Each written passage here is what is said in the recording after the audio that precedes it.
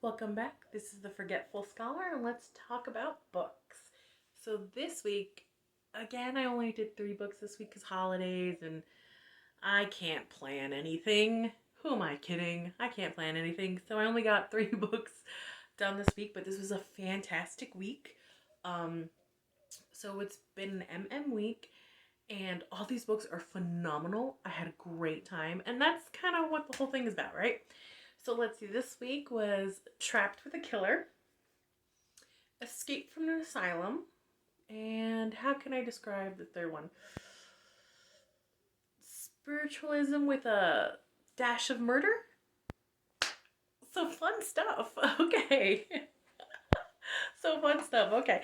So, and all these authors, if you've been on the channel for a while, you will recognize them and you will know how much of a fangirl I am of all 3 of them. So let's get into the first one. So it's A Wonderful Knife, a Dr. Thornton murder mystery, book 5 by s.c.wynee. And look, let's see if you get all the details of that cover. It's really great. And I've been waiting for this book. So 2 of the books this week I've been waiting for, and I was so excited they came out around the holidays, and I got to read them. It was a lot of fun. So this is a continuation, book 5. This is 4 stars. The only reason it's not 5 stars is because it is a book 5 of the series, so you know. And this one basically continued Royce and Maxwell's relationship. In the last book, if you remember, they had a huge argument. But this one, they're okay. They're doing good. They're very sweet. They go up to a cabin. Well, not really a cabin. A tree farm, Christmas tree farm. And there's activities. It seems more like a little bit of a getaway. And at the end of the getaway, you can chop down your own Christmas tree. And the whole town kind of does it, and there's a bus that goes up to it, so everyone takes the bus, sort of like a school trip. In the beginning, I was kind of like, this is a little school trippy, but okay. And I really do love that in this series, you get both Maxwell and Royce's point of view. I really, really love that. And excuse my voice. I lost my voice for a couple of days because, of course I did.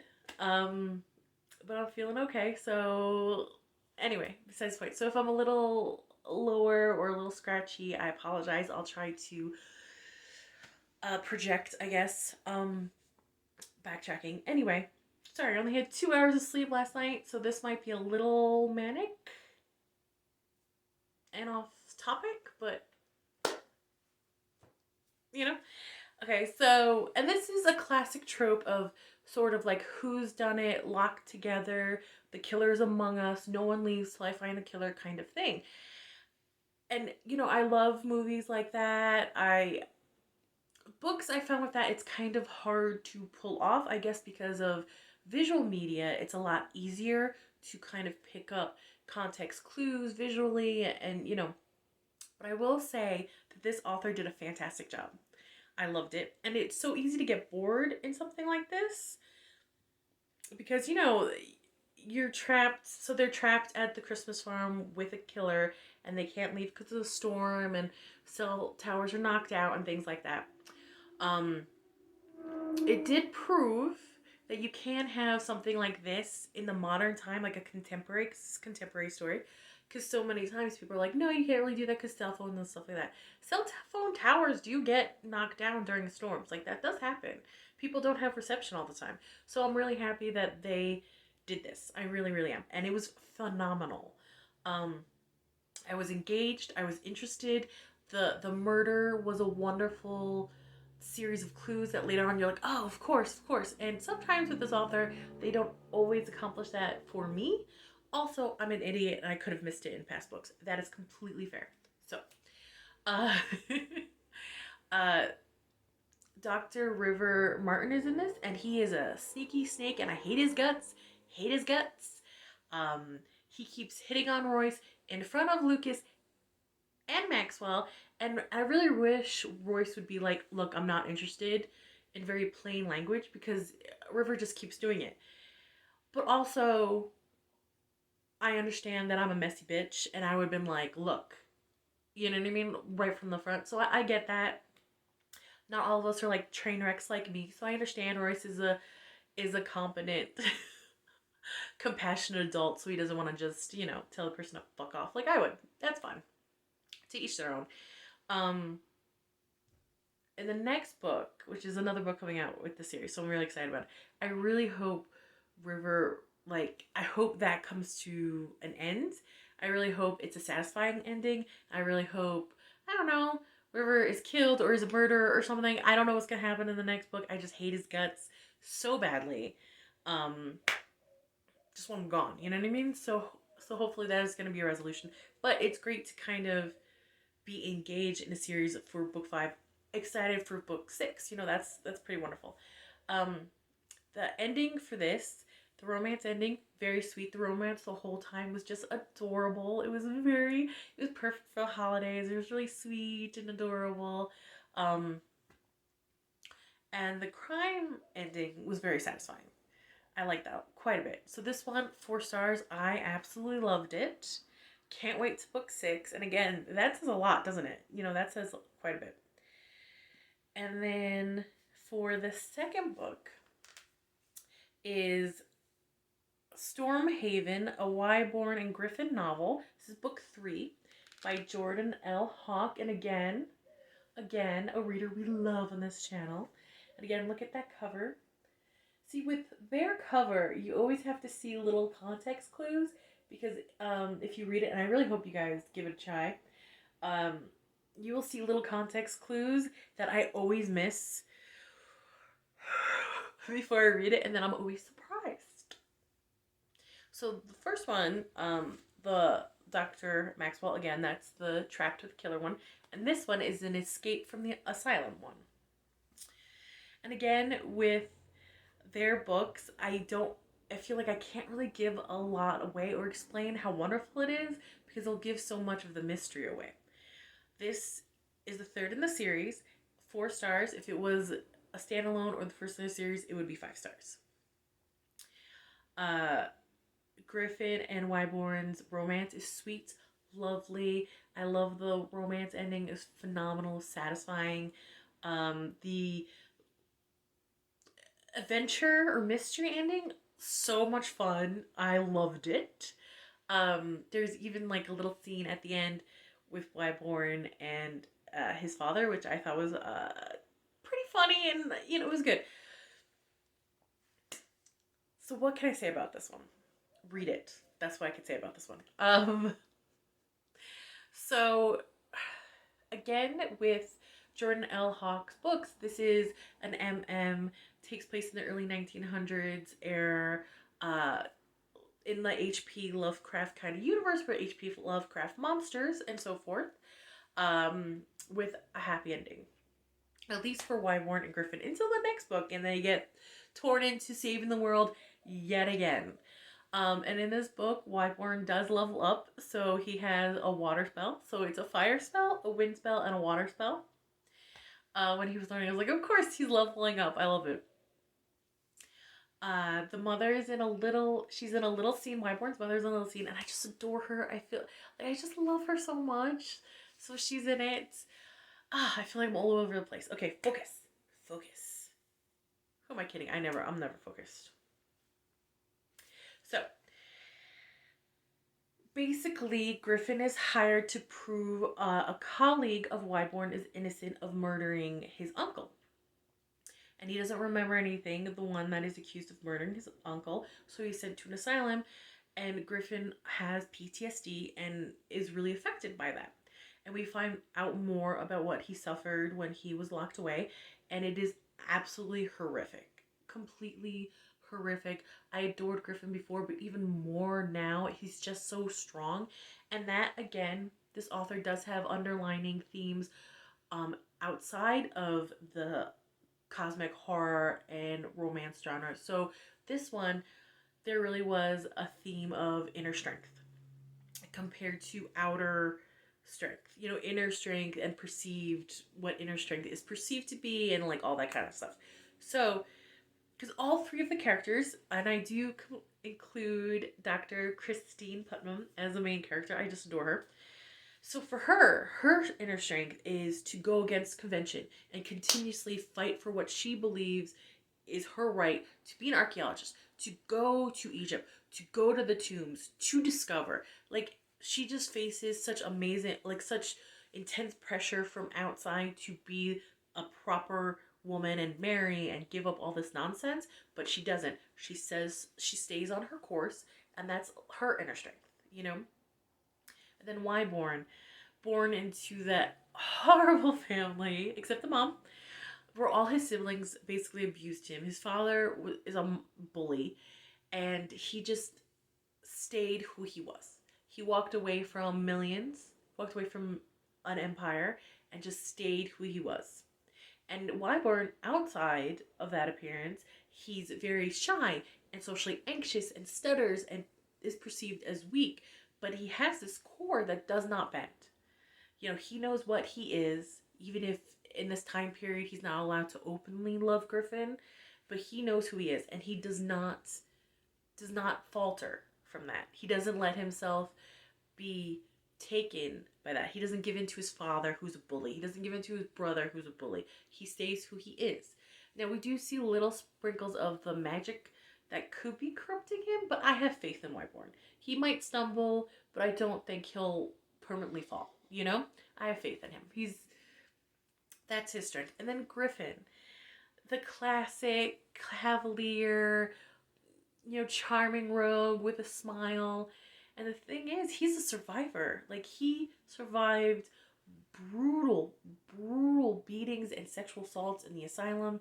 He watched his friend get basically melted by a Cthulhu H.P. Lovecraft horrific monster. Like, and he survived. And yes, he broke for a little bit, but he put himself back together, and he kept going. He's not afraid to love Whyborne. He's not afraid of any of that. And that is an amazing, amazing strength. So all three of the characters have this just inner strength that is just awe-inspiring. And even if their outside appearance seems, the weaker sex. Oh, Whyborne's shy. He doesn't know anything. Oh, Griffin's a poor farmer boy. They don't have any strength, but they do. As opposed to Whyborne's older brother, Sanford, who is a bully and has a lot of physical strength, but has no inner strength. So it's such a beautiful subplot, or such a beautiful theme that runs out through this book, and you really feel connected to all three of them through this book, because you see more of their struggles and how they're just stand up for themselves, even if they do falter. You know what I mean? So it's pretty great. And we do meet Griffin's parents, and I think the author did a really great job of making them complicated. Like, at the time, homosexuality is illegal, unfortunately, and, Griffin was run out of town. We're told in the earlier books, Griffin's run out of town because of an incident, we don't know what. He's in the asylum, and his parents break him out, and they help him heal. So they are good people, but unfortunately, they're stuck kind of in their, at least the father's stuck in that kind of mindset. I would love to see a reconciliation later on. I'm not sure if it will happen with the father because of stuff that happens in this book. With an incident that happens in the book while Whyborne is escaping the asylum. So who knows?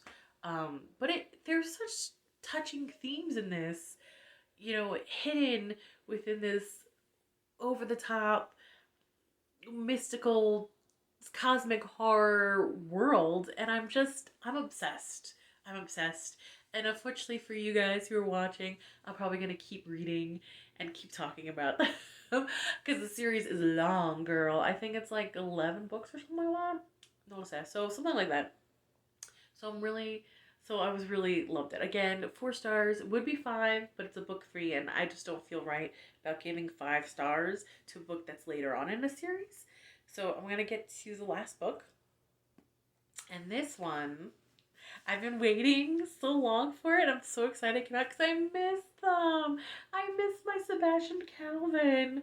So this is The Mystery of the Spirits, a snow and winter novel. It is book 5 by c.s.poe, and because it's a black and white cover, because that's Sebastian's color range, like that's how he sees the world. I know you can't see me for shit, but like I don't know if you can actually, if it's reading really well, what it is. It's beautiful. It's book 5. Again, 5 stars. Again, only 5 stars because this is a book 5. I would love to have given this 5 stars. And not just because I've been waiting so much for it. Well, probably added to it, let's be honest. I miss my Sebastian and Calvin. So this book picks up, they've been married for a year and a half. And Sebastian's been good. He's not been meddling in any mysteries. He's not going out looking for trouble. He's good. You know, he's like kicked the habit. So he thinks. This mystery follows basically spiritualism that was a huge craze in the 1850s. I've always thought that time period was so fascinating, especially the whole how spiritualism basically destroyed the friendship of Sir Arthur Conan Doyle that created Sherlock Holmes, and Harry Houdini, the father of illusionism, how it kind of broke their broship up. You know, like, it's such a fascinating time. So basically, a psychic, I don't like this because she's a charlatan, was killed. And there's an antique, a spirit scope that is found with the body, and that just kicks it off. And the thing is, this book is different where Sebastian's not like, oh, that's so curious, I can't help myself. Calvin's lieutenant actually was like, look, we need you to be a consultant on this. And he's like, well, pay my consultant fees and we'll see. So he does. And the thing is, it does cause tension between Calvin and Sebastian. And there is a fight. Again, I've said this before, fights in romance novels, it's so hard to gauge them correctly because sometimes I feel like they're too much and then the apology isn't enough to justify that. Like, I'd be like, I wouldn't accept that apology. Although, I am kind of a bitch and it's really rare when I do accept an apology, but look, we all know I got problems, so don't worry about it. Or the fight's not big enough and I'm kind of like, what's the issue here? You know? But this was really good. Like, the fight was well measured, it was well tempoed, and the apology and explanation, it was good. Like, you felt for both of them. You know, even if you never get Calvin's point of view, it's always in Sebastian's. Again, this is an MM contemporary. You always get Sebastian's point of view, but still through this, you still see Calvin. So it's fantastic writing. You know, you still get Calvin's fear and apprehension and all that because Sebastian means the world to him, you know, and all that wrapped up, and he's terrified Sebastian's going to get hurt, which isn't an unfounded fear because, as we all know, our little love Sebastian has been in the hospital a couple times because of these mysteries. Like, this isn't Murder, She Wrote. He gets knocked around. So, oh, now I want to watch Murder, She Wrote. Okay. So, the crime conclusion, fantastic. I did not see it coming, but the clues were laid out a little bit. Like, the clues were laid out. So if I went to read this a second time, I'd be like, oh, that's, of course, it was there the whole time. As per usual when I'm reading C.S. Poe's work. That's just how it is, right? Sebastian and Calvin, again, their romance is like #goals, which is silly because they're make-believe. It hurt my heart to say so, but it's true. They're not real. And even Neil, Sebastian's ex, it seems like he has something going on with a fellow named Lawrence. So I'm really excited about that. I really wanted Neil to have his own happiness, so that's really good. So there is a reporter that's causing trouble during this mystery. Like, there's a lot of things that happen. And again, this one I don't want to give too much away. Oh, I feel like I sound so congested.